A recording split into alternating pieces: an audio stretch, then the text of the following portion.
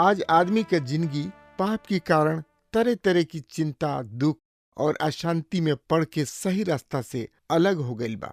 ओके नइखे पता कि केवना सही रास्ता में आई। यही खातिर जिंदगी के राह कार्यक्रम प्रस्तुत करता। ये आपके अनंत जिंदगी और उद्धार की राह में चले बदे तैयार करेला। कृपा करके देखी, सुनी, ताकि परमेश्वर आपकी जिंदगी का रास्ता बताए वाला ठहरस। वचन अध्ययन से पहले सुनी एगो सुंदर आत्मिक गीत। प्रभु खातिर बदला विचार हो, छोड़ दुनिया जहनवा। प्रभु खातिर बदला विचार हो, छोड़ दुनिया जहनवा। प्रभु खातिर बदला विचार हो, छोड़ दुनिया जहनवा।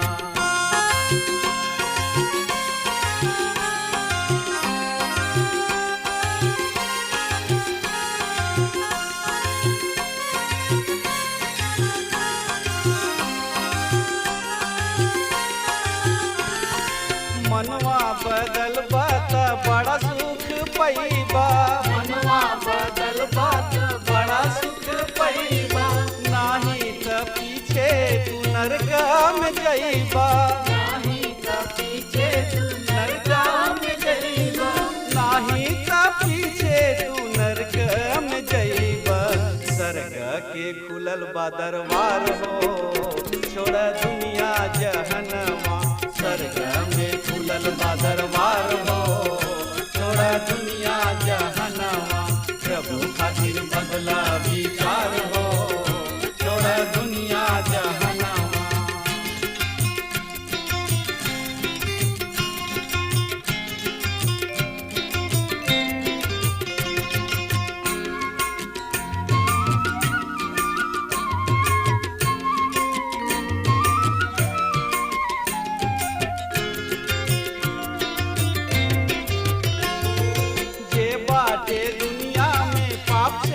भरल जे बाटे दुनिया में पाप से भरल। बिन यीशु नाम के केहू न तरल। बिन यीशु नाम के केहू न तरल। बिन यीशु नाम के केहू न तरल। यीशु नाम से बाटे उद्धार हो, छोड़ दुनिया जहनवा। यीशु नाम से बाटे उद्धार हो, छोड़ दुनिया जहनवा। प्रभु खातिर बदला विचार हो, छोड़ दुनिया जहनवा।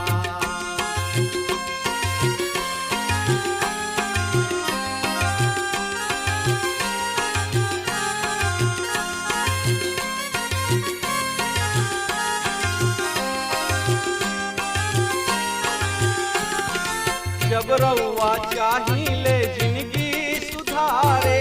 जब रउआ चाहिए जिंदगी सुधारे। प्रेमी यीशु के आई जा दुआरे। प्रेमी यीशु के आई जा दुआरे। प्रेमी यीशु के आई जा दुआरे। गले से लगई है करी है प्यार हो, छोड़ दुनिया जहनवा। गले से लगई है करी है प्यार हो, छोड़ दुनिया जहनवा। यीशु खातिर बदला विचार हो, छोड़ दुनिया जहनवा। प्रभु खातिर बदला विचार हो, छोड़ दुनिया जहनवा। प्रभु खातिर बदला विचार हो, छोड़ दुनिया जहनवा। पिछला कार्यक्रम में हमने के पहला पतरस के 2 पद के आधा भाग के ऊपर विचार कैले रही जा। आई अब ओकरा आगे के बारे में समझी जा। प्रभु यीशु मसीह के खून के छिड़कल गोला के बारे में। मसीह के खून के बारे में मौलिक मंडली में भी अक्सर खामोशी है। जब तक हमनी के प्रभु के खून उनका नस में बहत रहे तब तक ओमे हमनी खातिर बचाव के कोनो कीमत ना रहे। पर जब वो कीमती खून बहावल गइल रहे तब प्रभु यीशु मसीह आपन जान दे देले रहन। शरीर के प्राण खून में बा। वो खून के बहा दिहले ताकि रउआ और हम जिंदगी पाई जा। याद राखी कि पतरस यहूदी सब के लिख रहल बाड़े जन की यहूदी धर्म में प्रशिक्षित कइल गइल रहे। उ एशिया माइनर में रहे वाला यहूदी विश्वास वाला डियास्पोरा रहन। उ पुराना नियम के जानत रहन। इस समझत रहन कि प्रायश्चित के दिन में महापुरोहित अपना साथ खून लेके पवित्रों के भी पवित्र स्थान में गइलन और वो खून के साथ हाली दया सिंहासन या इस सिंहासन पर छिड़कले। अब प्रभु यीशु मसीह खुद अपना ही खून ले जाके परमेश्वर के सिंहासन, उस सिंहासन जौना पर हमनी के न्याय दोषी पापी सब के रूप में होला, छिड़क दिहले। वो आपन जान दिहले और हमनी खातिर आपन जान बयाना के रूप में दे दिहले। अब न्याय सिंहासन अनुग्रह के सिंहासन बन गइल जहाँ रुआ और हम आ सकतनी जा और उधार प्राप्त कर सकतनी जा। मित्र भाई बहन, जब मसीह के खून अर्थ ना समझल गइल तब तक सुसमाचार के प्रचार माना ना कइल गइल। इ रउआ के सौंदर्यपूर्ण ढंग से ठेस पहुंचा सकता। क्रूस के असंतोष करे वाली बात ई बा कि उ अपना खून के बहा दिहले। निश्चय ही ई सुगर या रमणीय बात ना ह, पर और पाप और हमार पाप दोनों रमणीय ह ना ह। हमनी के घिनौना पाप ही ह जौन की हमनी खातिर मसीह के मुआला के जरूरी बना दिहलस। ई हमनी के एगो भयानक दुर्घटना के याद दिलावता जौन की रेलवे क्रॉसिंग पर भइल रहे। कई लोग मारल गइले जब ट्रेन कार के धक्का मरले। अदालती जांच भइल और क्रॉसिंग के पहरेदार से पूछताछ भइल रहे कि दुर्घटना के समय में तू कहाँ रहा। फिर उनका से पूछल गइल का तोहरा किने लालटेन रहे। उ कहले हाँ। फिर उनका से पूछल गइल का तू उनका के खतरा के संकेत देवे खातिर लालटेन लहरौले रहा। उ जवाब देले निश्चित रूप से हम कइले रही। अदालत समझले कि अतना सबूत काफी रहे। बरी जात रहन त उनका अपने आप में बड़ा सुनल गइल। हम बच गइनी काहे कि उ हमरा लालटेन में बत्ती के बारे में ना पूछले काहे कि बत्ती बुझ गइल रहे। पर जब तक प्रभु यीशु मसीह के खून और ओह खून के छिड़कल गइल जौन की हमनी के पाप सबसे शुद्ध करला ओकरा बारे में संदेह ना होखे तब तक लालटेन में कोनो ज्योति नहीं खे। मित्र भाई बहन, अब हमनी के कुंजी शब्द में से एगो तोहरा के अनुग्रह मिलत रहे। त्रिएक के कार्य के कारण परमेश्वर रुआ के अपना मन में रखले बने। मसीह रुआ खातिर मुअले और पवित्र आत्मा रुआ के एगो बेहतर आदमी बनावे खातिर रुआ में वास करे आइल बने। अब परमेश्वर रुआ के अनुग्रह से बचा सकताने। तोरा के अनुग्रह और शांति बहुतायत से मिलत रहे। परमेश्वर के अनुग्रह के बिना रुआ परमेश्वर के शांति के कबो नहीं जान सकत, ना ही जान पाई। एगो आदमी हमरा के चिट्ठी में लिखले कि उनका जिंदगी में शांति नहीं खे। यदि रुआ ई विश्वास नहीं करत कि मसीह अपना खून रुआ सब के पाप के कारण बहावले तो रुआ अपना दिल में शांति ना पाई। शांति पक्का और आनंद तबे रुआ जिंदगी में आई जब रुआ जानत कि राउर पाप क्षमा क दिहल गइल बा। समन पतरस बिना ज्योति के लालटेन लहरा रहल बने। उ कोनो ऐसन बात के बारे में नेखन कह रहल जौन की पूर्ण रूप से सैद्धांतिक बा। ई असभ्य मछुआरा मसीह के खून के द्वारा अनुग्रह और शांति के जानताणे काहे कि खुद एकरा बारे में उनका के बतौले रहन। उ इनका के जानताणे काहे कि उ प्रभु के मुहत देखले, गाड़ल जात देखले और उ जी उठल मसीह के देखले रहन। ई बूढ़ असभ्य बक बक करे वाला, हिचकिचाए वाला आदमी अब एगो पत्थर आदमी बन गुले। उ पेंतिकुस्त के दिन में खड़ा होके मसीह के मृत्यु और पुनरुत्थान के बारे में प्रचार कर रहल बने। उ जेल गुले, सतावल गुले, ए तरीके पत्री लिखले और सुसमाचार के खातिर क्रूस पर चढ़ावल गुले। अब पतरस के पत्री के दूसरा पद के अध्ययन के बाद हमार विश्वास बा कि रउआ हमरा से सहमत होकब कि पतरस कोनो भी तरी से एगो निर्बुद्धि मछुआरा ना रहन। उ चुनल गुल रहन।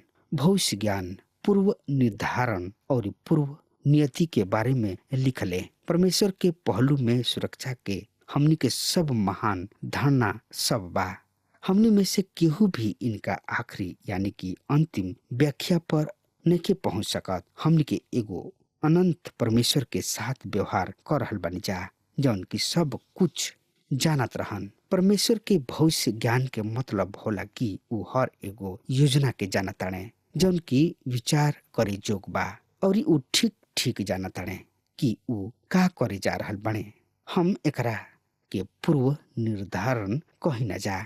हम फिर से दोहरा दी कि हमनी के अनंत परमेश्वर के साथ व्यवहार कर रहल बानी जा। हमरा और रउआ किने एगो छोट और सीमित बुद्धि बा। हमनी के बतावल गइल बा कि यदि एगो दिमाग के वजन 8 औंस होखे त ई थोड़ा वजनी है, पर हम नहीं मानत कि 8 औंस के दिमाग ब्रह्मांड के अनंत या असीमित परमेश्वर के समझ सकी हैं, चूंकि उ सर्व ज्ञाता हमें। उ सब कुछ जौन की जाने जोग बाणे जाना ताणे, अर्थात जौन कुछ हो रहल बा और जौन कुछ हो सकता सब कुछ जाना ताणे। हम उनका पर विश्वास कर रहल बानी। पतरस भूतकाल में देखा ताणे। पहला पतरस 1 अध्याय के 3 पद एह तरी से बता रहल बा। हमारा प्रभु यीशु मसीह के पिता परमेश्वर के स्तुति होखे, जौन की प्रभु यीशु मसीह के मुआला में से जिंदा उठावला के द्वारा अपना अपार दया के अनुसार एगो जीवित आशा के खातिर हमनी के नया जन्म दिहले। शब्द धन्यवाद। ये धन्यवाद के मतलब यहाँ पर दूसर बा। यूनानी भाषा में एकर अर्थ होला प्रशंसा कोइल। नया नियम में ये शब्द के उपयोग कभी भी मनुष्य के संदर्भ में उपयोग नहीं कइल गइल। परमेश्वर मनुष्य की प्रशंसा ना करेला, पर मनुष्य के परमेश्वर की प्रशंसा करे के बा और उ पिता हमें। आज हमनी के संस्कृति में हमनी के पिता सबके अपना बेटन के प्रशंसा करत सुनी न जा, और ये बहुते कम ही होला कि एगो बेटा अपना बाबू के प्रशंसा करे। पर हमनी के परमेश्वर पिता के प्रशंसा करे के बा। हमनी के प्रभु यीशु मसीह के परमेश्वर और पिता उ अद्भुत तरीका से हमनी के प्रभु यीशु मसीह ये भिन्नता के निर्माण कइले। जब वो मरियम मगदलिनी से अपना पुनरुत्थान के सुबह में बात कइले, आपन बाबू और तोहर बाबू और आपन परमेश्वर के पास ऊपर जाता नहीं।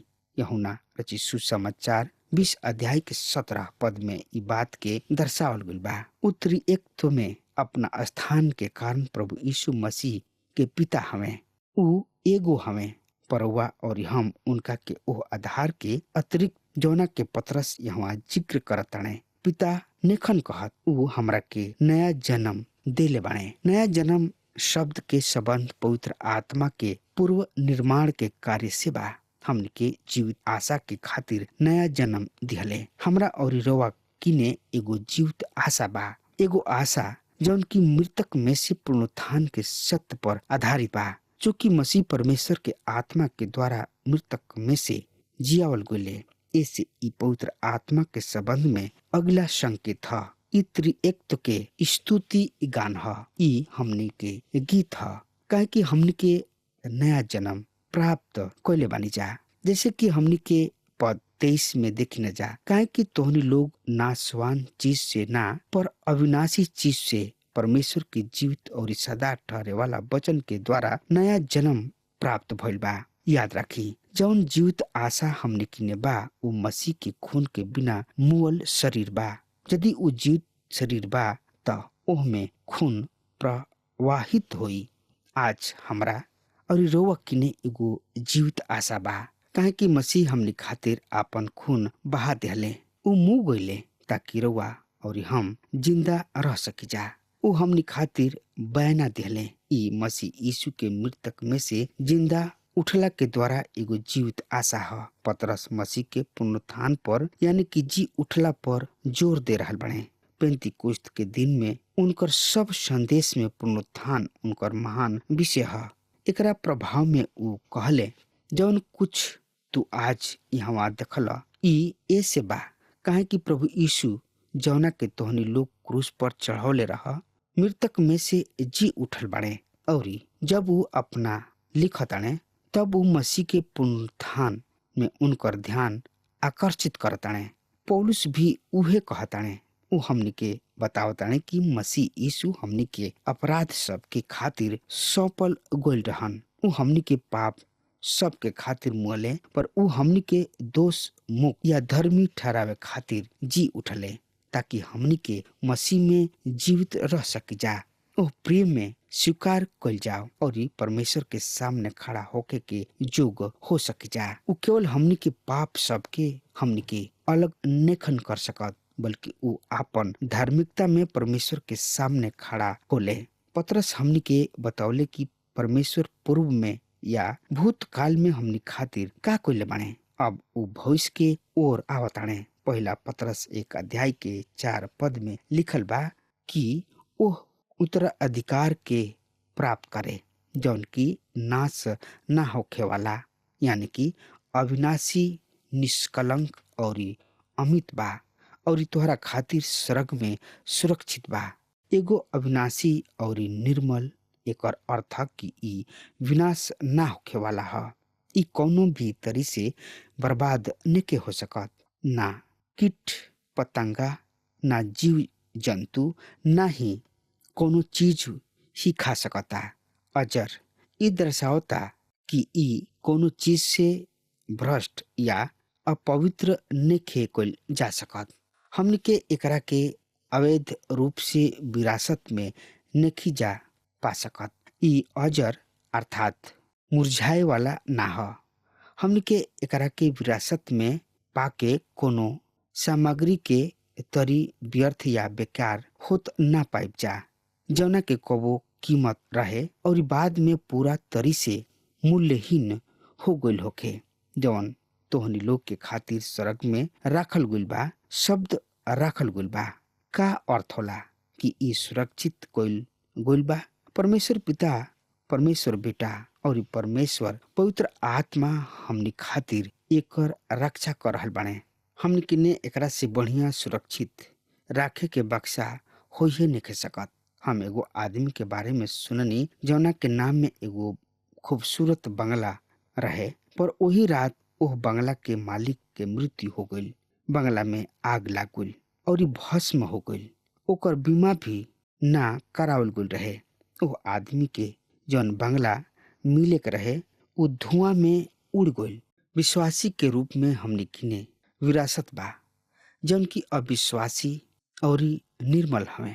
ई आगे देखे खातिर बहुत ही अद्भुत बात बा। ई हमनी के एह पद के समझे में सहायता करी। यदि हमनी के याद राखी कि पतरस के मन में यहूदी मसीही रहन जौन की अपना विश्वास के खातिर परीक्षा और सताव के सहत रहन।